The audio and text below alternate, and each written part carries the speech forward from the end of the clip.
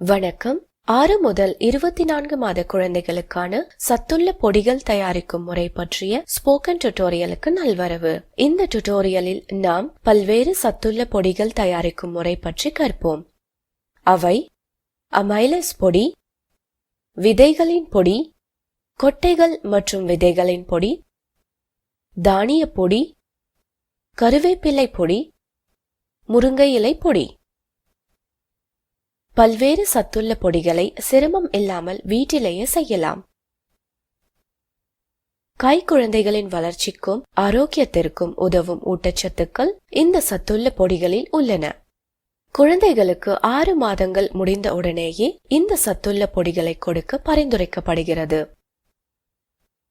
எப்போதும் குழந்தைக்கு ஒரு புது பொடியை கொடுக்க ஆரம்பிக்கும் போது குழந்தையின் உணவில் அதை சேர்த்து 3 அல்லது 4 நாட்களுக்கு தொடர்ந்து கொடுக்க வேண்டும். 3 அல்லது 4 நாட்களுக்கு பிறகு வேறொரு புதிய பொடியை கொடுக்க தொடங்கலாம். 2 பொடிகளை கலந்து கொடுக்கலாம், ஆனால் அவற்றை முதலில் தனித்தனியாக கொடுத்து பார்க்க வேண்டும். அதனால் குழந்தைக்கு உடலில் ஏதேனும் சரும அரிப்பு அல்லது வீக்கம் போன்ற பிரச்சனைகள் வந்திருக்க கூடாது. ஒவ்வாமை உருவாக்கும் கொட்டைகள் நிறைந்த பொடிகளை குழந்தைக்கு முதல் முறை கொடுக்கும் போது குறைந்த அளவாக 1/4 தேக்கரண்டி கொடுத்து ஆரம்பிக்க வேண்டும். 10 நிமிடங்கள் காத்திருந்து கொஞ்சம் கொஞ்சமாக குழந்தைக்கு கொடுக்க வேண்டும். குழந்தைக்கு 1 வயது ஆகும் வரை குழந்தையின் உணவில் உப்பு சேர்க்க வேண்டாம். குழந்தைக்கு 2 வயது ஆகும் வரை குழந்தையின் உணவில் சர்க்கரை மற்றும் வெல்லம் சேர்க்க வேண்டாம். இப்பொழுது சத்துக்கள் அடங்கிய பொடிகளை எப்படி தயாரிப்பதென பார்ப்போம். நினைவில் கொள்க, இந்த டியூட்டோரியலில் உணவுகள் பின்வரும் முறைகளை பின்பற்றி தயாரிக்கப்பட்டன: ஊற வைத்தல், வதக்குதல், முளைக்கட்டுதல் மற்றும் சமைத்தல். சமைக்கும் முறை பின்வரும் 1 அல்லது இணைந்த முறைகளை பின்பற்றியதாகும்: வறுத்தல், வேக வைத்தல் மற்றும் கொதிக்க வைத்தல். இந்த அனைத்து முறைகளும் உணவிலிருந்து தாதுக்களை உறிஞ்சுவதை கட்டுப்படுத்தும் ஃபைட்டேட்ஸ்கள் மற்றும் ஆக்சலேட்ஸ்களை குறைக்கின்றன மற்றும் உணவிலிருந்து ஊட்டச்சத்து உறிஞ்சுதலையும் அதிகரிக்கின்றன. இப்பொழுது நம் முதல் உணவிலிருந்து தொடங்குவோம்: அமைலஸ் பொடி. முதலில் அதன் நன்மைகளை பார்க்கலாம். அமைலஸ் என்பது செரிமானத்திற்கு தேவையான என்சைம் அல்லது வேதிப்பொருள் ஆகும். குழந்தையின் உடலில் அது குறைந்த அளவே உற்பத்தியாகிறது. இந்த பொடி உடலின் அமைலஸ் அளவை அதிகரிக்கிறது. உணவில் உள்ள ஊட்டச்சத்தையும் அதை உடல் உறிஞ்சுதலையும் அதிகரிக்கிறது. எனவே அமைலஸ் சத்து மாவு அல்லது பொடியை குழந்தைக்கு கொடுக்க வேண்டும். அமைலஸ் பொடி தயாரிப்பு முறையை பார்ப்போம். அமைலஸ் பொடியை தயாரிக்க தேவையான பொருட்கள்: கோதுமை அரை கிண்ணம், பச்சை பயிறு அரை கிண்ணம் மற்றும் கேழ்வரகு அரை கிண்ணம்.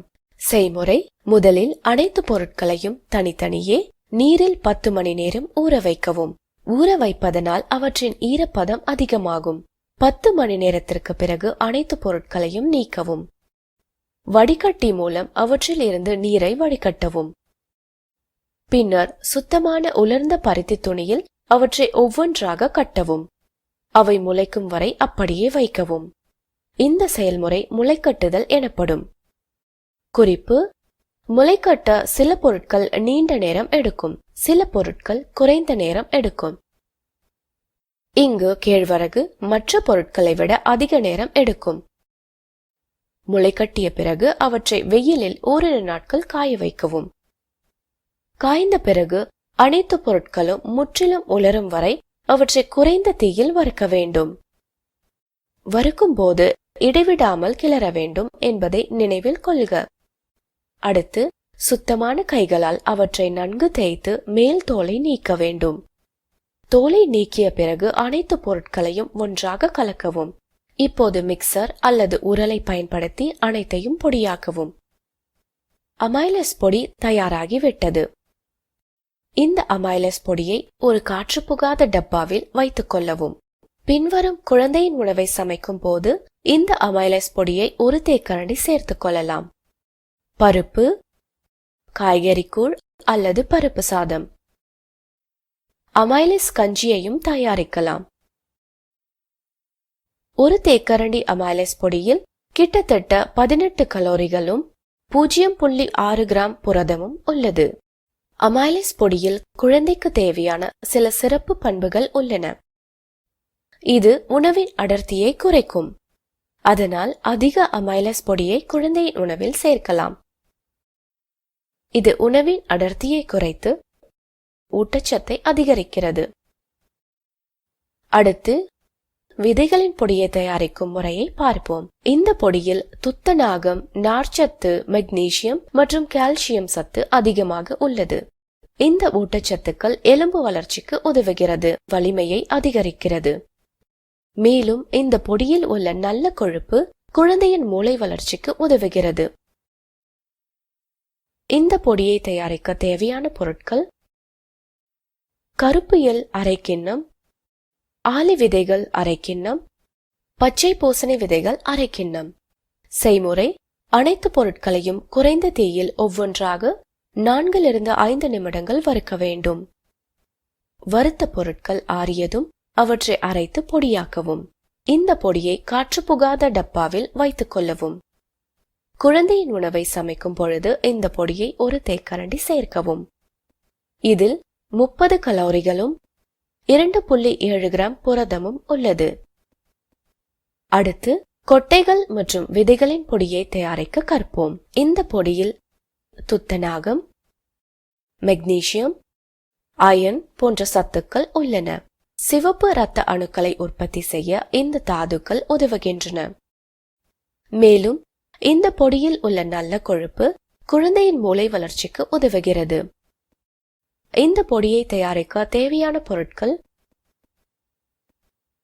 வேர்க்கடலை அரை கிண்ணம், காய்ந்த தேங்காய் துருவல் அரை கிண்ணம், ஆளி விதைகள் அரை கிண்ணம், கருப்பு எள் அரை கிண்ணம்.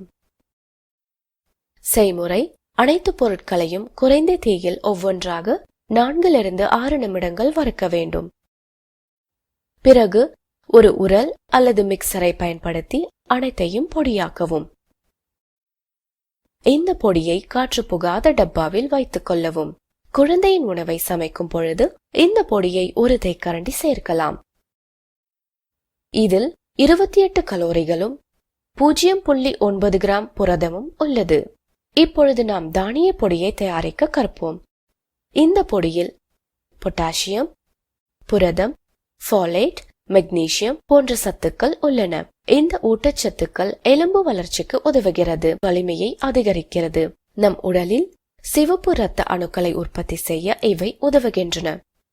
தானிய பொடியை தயாரிக்க தேவையான பொருட்கள்: பச்சை பயிறு அரை கிண்ணம், பட்டாணி அரை கிண்ணம், கொண்டைக்கடலை அரை கிண்ணம், நரிப்பயிறு அரை கிண்ணம். செய்முறை: முதலில் அனைத்து பொருட்களையும் தனித்தனியே நீரில் 10 மணி நேரம் ஊற வைக்கவும். ஊற வைப்பதனால் அவற்றின் ஈரப்பதம் அதிகரிக்கும். 10 மணி நேரத்திற்கு பிறகு நீரிலிருந்து எடுத்துவிடவும். வடிகட்டியின் மூலம் நீரை வடிகட்டவும். பின்னர் சுத்தமான உலர்ந்த பருத்தி துணியில் அவற்றை ஒவ்வொன்றாக கட்டவும். அவை முளைக்கும் வரை அப்படியே வைக்கவும். இந்த செயல்முறை முளைக்கட்டுதல் எனப்படும். முளைக்கும் நேரம் ஒவ்வொரு பொருளுக்கும் வேறுபடும் என்பதை நினைவில் கொள்க.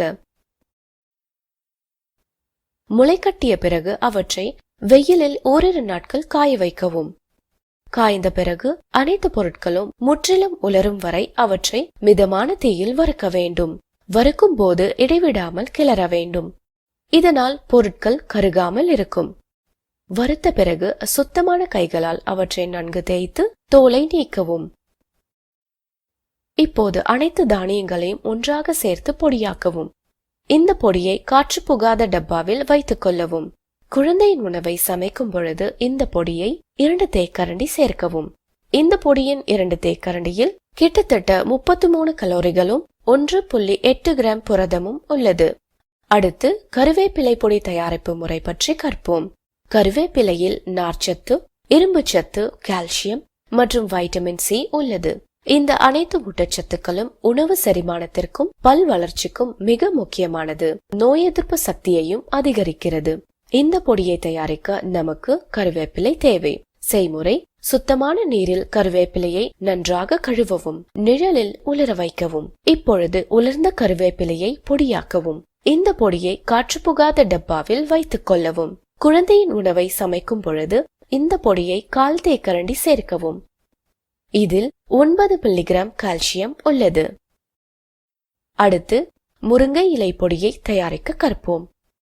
இந்த பொடியில் calcium, iron, vitamin C, vitamin A, protein மற்றும் சல்பர் உள்ளது.